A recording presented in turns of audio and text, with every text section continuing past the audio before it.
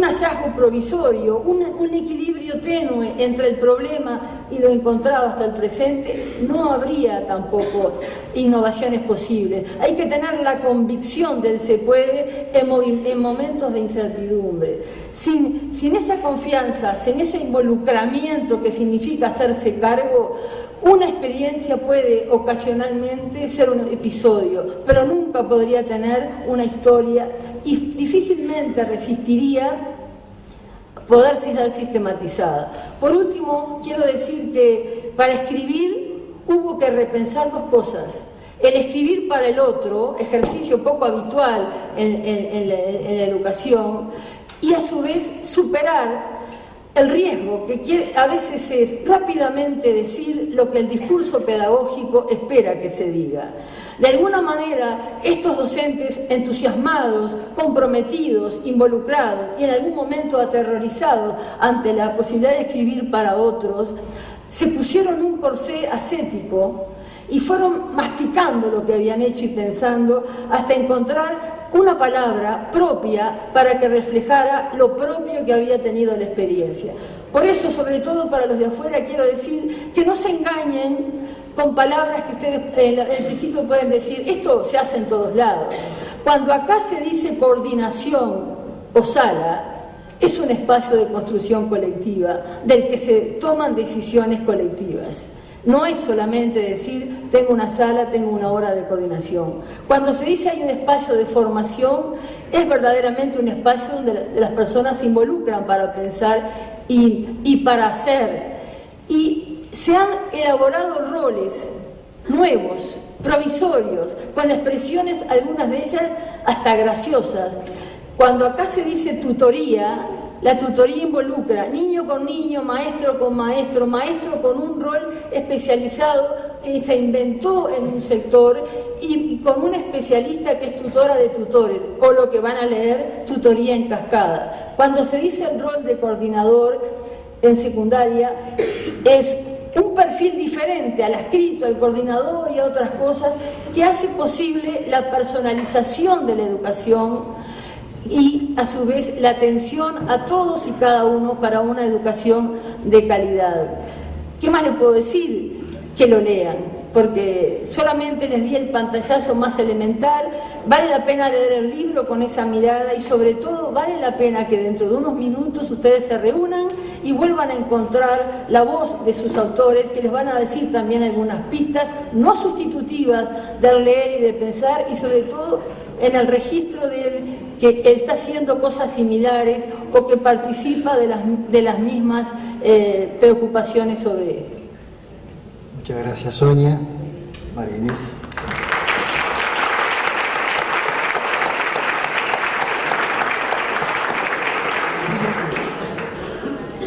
Bueno, muy buenas tardes a todos y a todas. Quiero empezar agradeciendo al Instituto Santa Elena por esta amable invitación y en particular a Pablo Cayota, que fue quien directamente la realizó, y a Sonia Escafo, que ha sido quien ha coordinado y ha acompañado este proceso de construcción colectiva tan interesante, y que bueno, que me alegro, principalmente me alegré después de haberlo leído, me alegro de poder estar hoy acá compartiendo con ustedes algunos comentarios como lector externo de un proceso que sin duda ha sido y es de gran riqueza. Yo lo entiendo como un hito en el proceso de desarrollo y crecimiento de la institución. Considero que estas 10 experiencias, que como Sonia adelantaba no son las únicas, pero bueno, por algún lado había que empezar y se empezaron por estas 10, hablan de procesos de mejora y cambio en la institución, y creo que el gran valor que de alguna forma encierra y contiene esta producción, este libro, es que permite mostrar y generar sinergias de distintas experiencias que se están dando, que se están promoviendo en los distintos niveles de la institución al mismo tiempo.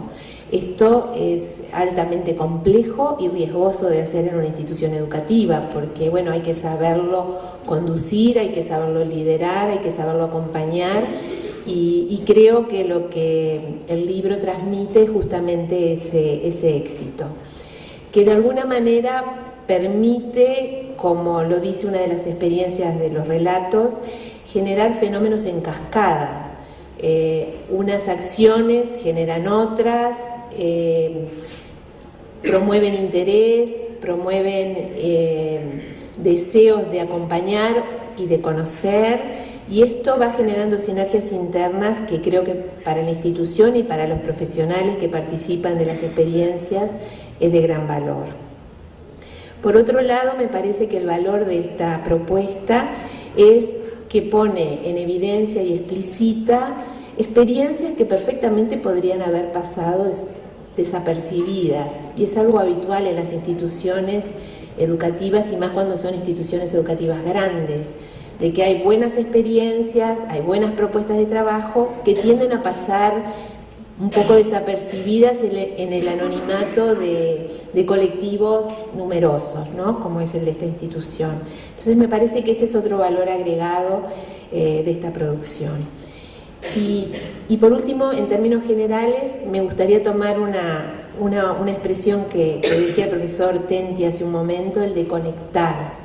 Yo creo que estas experiencias ayudan a conectar discursos con prácticas. Si bien en educación no podemos generalizar, sí podemos decir que hay ciertas tendencias a que predominen los discursos de lo que hay que hacer a las prácticas de lo que efectivamente se logra hacer, o por lo menos ponerla en evidencia, ¿no?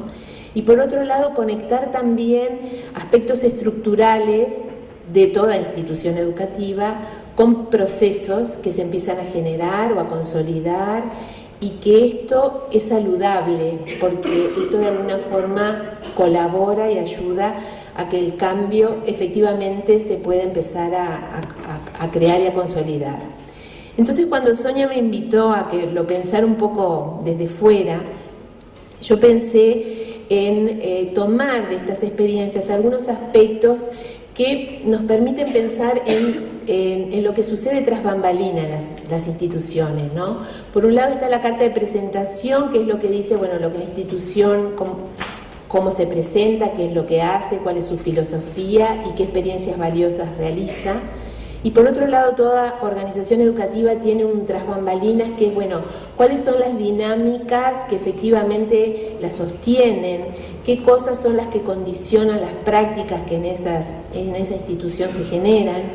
Y yo leyendo estas experiencias me surgían algunas pistas que, volviendo al término del profesor Tenti, pueden ayudar a conectar y pueden ayudar a generar mayores sinergias en los procesos de cambio que en los que la institución está embarcada. Y para eso elegí 3 lentes desde 3 autores que trabajan y se dedican a analizar procesos institucionales desde el análisis institucional y desde la sociología crítica, la microsociología, simplemente como pistas que me interesaba dejar planteadas, y que si después nos da el tiempo, Sonia me ayudará con algunos ejemplos tal vez de estas pistas con algunas de estas experiencias. Por un lado, me parece que son 10 experiencias que nos permiten, tomando un concepto de Goffman, que es el de actividades situadas, trabajar desde experiencias concretas que no solo están siendo pensadas, sino que han sido realizadas, y que se hace un relato y una síntesis de lo que han sido. Y este autor valora y le encuentra un potencial importante a contar con experiencias y actividades situadas, por un lado porque permite fortalecer y generar sinergias entre aspectos estructurales que es la forma como se organizan las prácticas en un cierto escenario organizacional, como en este caso el Instituto Santa Elena, con otros aspectos relacionales, que es, bueno, en definitiva, cómo se vinculan las personas que desarrollan estas prácticas. Que habitualmente en toda institución educativa esta relación tiende a ser muy débil, y es por un tema muy sencillo, que en general las instituciones educativas, tal como han sido pensadas y diseñadas, son estructuras altamente compartimentadas. Naturalmente no surge la relación funcional entre las estructuras y los aspectos relacionales. Y bueno, estas 10 experiencias dan cuenta de que esa relación existe y se da. Por otro lado, dan cuenta también de la generación de lo que nosotros llamamos, y este autor rescata, como unidades funcionales. ¿Qué quiere decir? Se generan grupos de trabajo que no están representados en un organigrama, pero que sin embargo se generan y producen y crean y acuerdan y se consolidan, y que cuando terminan los objetivos para los cuales fueron convocados, pueden perfectamente desaparecer como grupo funcional y pasar a formar parte de otro. Ese es un valor agregado muy importante en la profesionalización de cualquier actividad. El tener capacidad de integrar equipos, de sumarse a un esfuerzo con otros, de cumplir una acción en función de ciertos objetivos y poder salir de ahí e incorporarse en otro y poder también participar y aportar desde otros lugares. Eso es crecimiento profesional, y creo que estas experiencias aportan también en este sentido. Por otro lado, este tipo de experiencias ayudan también a la organización a revisar la normativa. Esta normativa, que es la que regula las prácticas, puede ser enriquecida, revisada, ajustada, actualizada a partir de las necesidades que empiezan a surgir de experiencias concretas y puntuales que están siendo llevadas a cabo. Y por otro lado, desde esta perspectiva de Goffman, también el contar con actividades situadas nos permite poner en evidencia que el límite de lo posible se puede correr.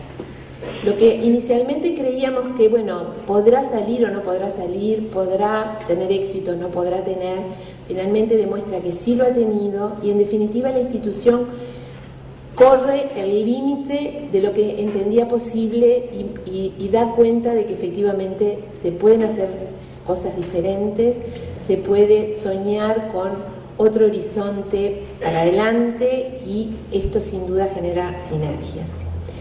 Desde otra perspectiva, y tomando en este caso a una analista institucional, Ana María Fernández, me interesaba asociar estas 10 experiencias con un concepto que ella trabaja, que es la producción de sentido. Es muy difícil implicarnos en actividades a las que no le encontramos un sentido, y esto lamentablemente pasa bastante en los escenarios educativos actuales, ¿no? Hablamos de implicancia, hablamos de compromiso, hablamos de trabajo colaborativo, pero difícilmente lo vamos a conseguir cuando el otro, esa persona que queremos que se implique, que se comprometa, que participe, no le encuentra un sentido a lo que se le está pidiendo que haga. Entonces es un valor agregado de enorme peso, y que no se compra en ningún comercio. Eso hay que generarlo, y si no se genera, no está.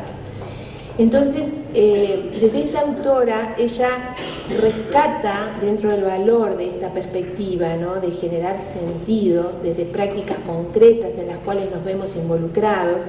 Por un lado, porque son experiencias que permiten ir anudando significados, pero significados que dejan de ser personales y propios y pasan a ser de un equipo, de un colectivo mío y de otros.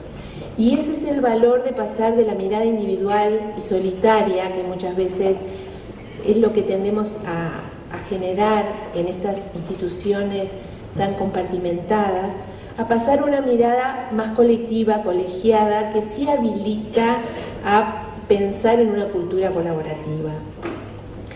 Por otro lado, estas experiencias y estos relatos que se sistematizan permiten lo que esta autora denomina como sistemas de interpretación.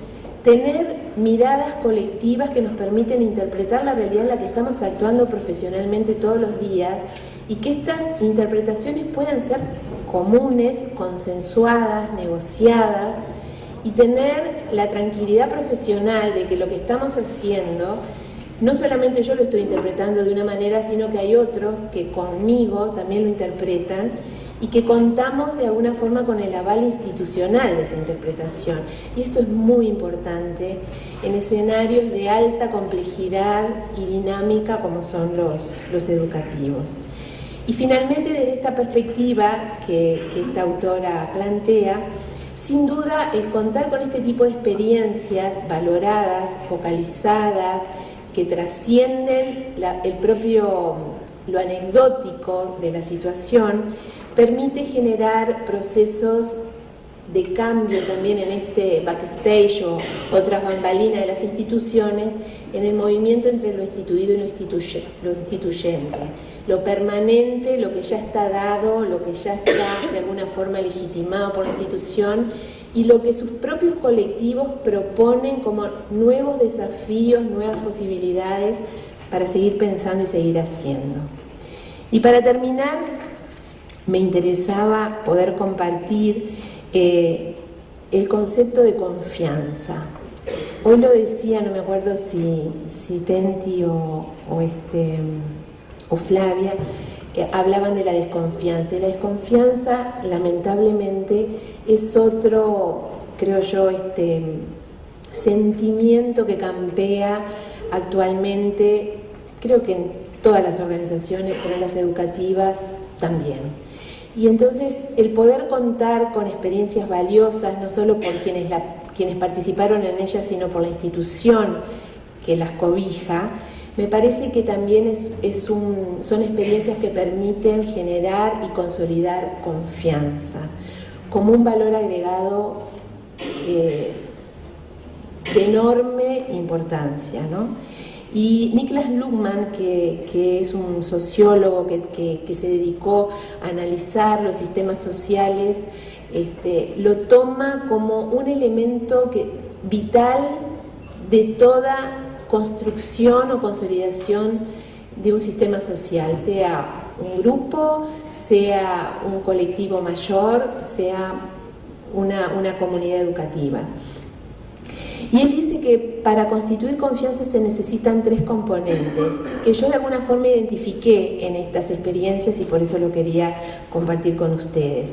Por un lado, la presencia de un orden interno, de ciertos parámetros, de ciertos criterios, de ciertos acuerdos básicos que permiten generar ese orden interno que no está dado, que se construye.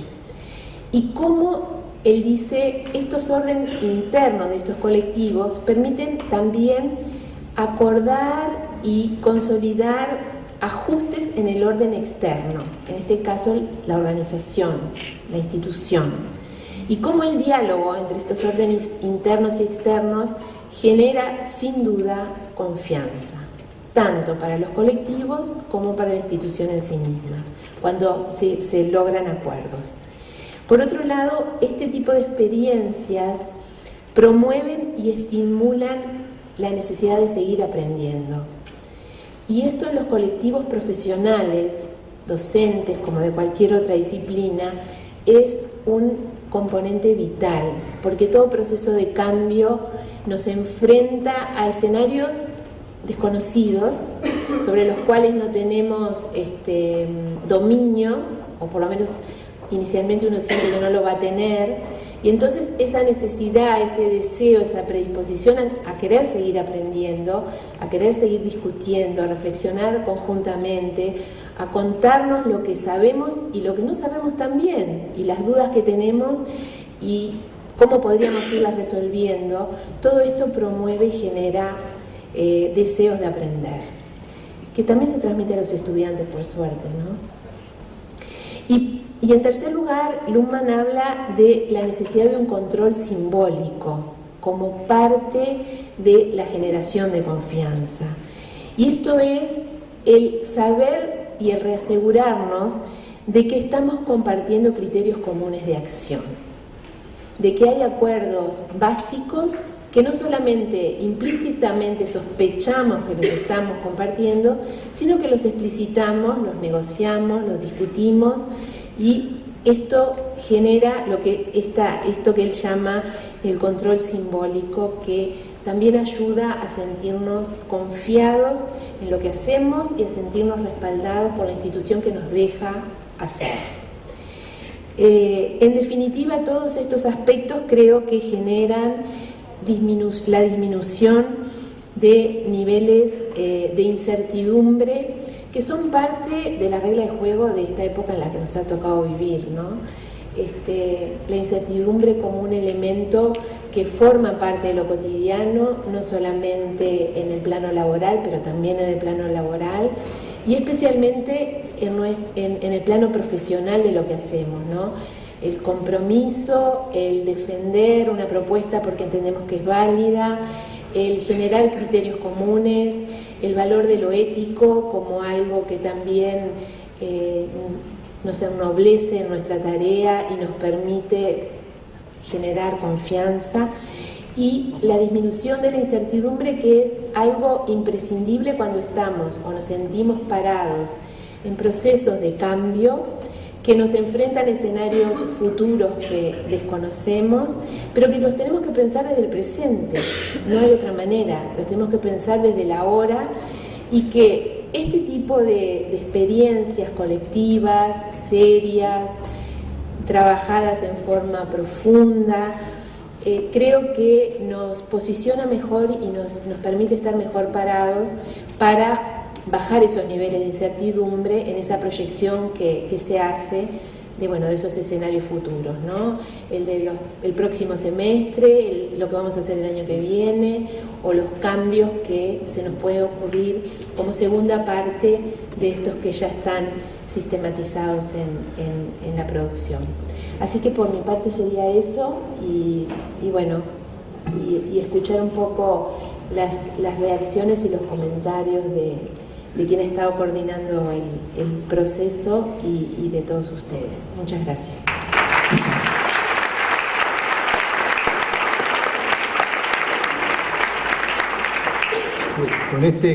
Con esta presentación y este comentario, de alguna manera inauguramos el capítulo de lo que sería la contribución del Instituto Santa Elena a este congreso, ¿verdad? Como contribución específica, propia, y para poner en diálogo con las demás intervenciones y paneles que han tenido lugar.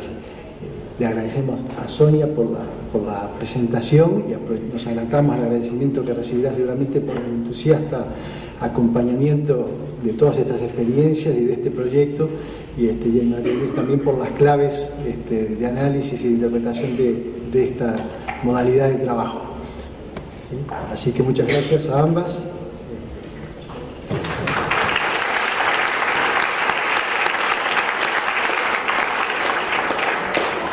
A continuación, cada uno de los equipos que sistematizaron estas 10 experiencias innovadoras presentará su trabajo a los colegas interesados en escucharlos. En cada salón, que ahora vamos a enumerar, se repetirá la exposición en 2 oportunidades, para que todos tengamos la posibilidad de participar en 2 exposiciones. La primera de ellas comenzará a las 18:30 horas y la segunda a las 19 horas. Releo entonces los proyectos y los salones en los que vamos a encontrar a los autores de estos trabajos. El proyecto Descubrí conmigo las ciencias, de educación inicial Montevideo, va a estar en el Salón 1 de planta baja. El proyecto Caminando hacia una educación personalizada, educación inicial de Montevideo, Salón 2 de planta baja. La formación permanente, un espacio para nuevos haceres, educación inicial Lagomar, Salón 4 de planta baja. Integración de nuevas tecnologías en las prácticas educativas, educación primaria Montevideo, Salón 5, planta baja. El proyecto de formación en servicio, acompañamiento didáctico en el área de matemática, de educación primaria de Lagomar, estará en el Salón 6 de planta baja. El rol del profesor coordinador, un modelo de intervención para trabajar con la diversidad en el aula, proyecto de ciclo básico de Montevideo, en el Salón 7 de planta baja. El proyecto Expedición Uruguay, Caminos Interiores, de ciclo básico de Lagomar, estará en el Salón 8 de este primer piso.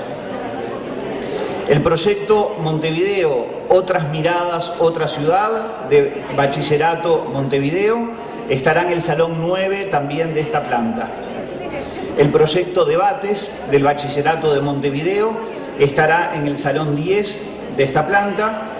Y el proyecto Una Historia de tu Historia del Bachillerato de Lagomar estará en el Salón 11 también en esta planta. Les pido unos minutos más de su atención antes de ir a los salones que hemos mencionado. Como la actividad final se realizará precisamente en cada uno de estos salones, aprovecho la oportunidad para invitarlos a participar de las actividades del día de mañana. A las 8:30 se desarrollará la mesa denominada La Innovación en Educación, estudio de casos locales e internacionales. En esta mesa contaremos con la presencia de compañeros de distintos centros educativos de nuestro país, algunos de ellos que nos acompañan desde el interior, que compartirán con nosotros experiencias realizadas en sus instituciones, así como la presencia del magíster Renato Perti, que narrará algunas experiencias internacionales. A las 11 horas tendremos la conferencia de clausura a cargo de la magíster Flavia Terilli y el cierre oficial del Congreso a cargo de la relatora Cecilia Zaffaroni y de Pablo Cayota como representante del Consejo Ejecutivo del Consejo de Educación Santa Elena. Los invitamos entonces a encontrarse y a intercambiar con los equipos docentes, autores y participantes de estos 10 proyectos. Buenas tardes para todos.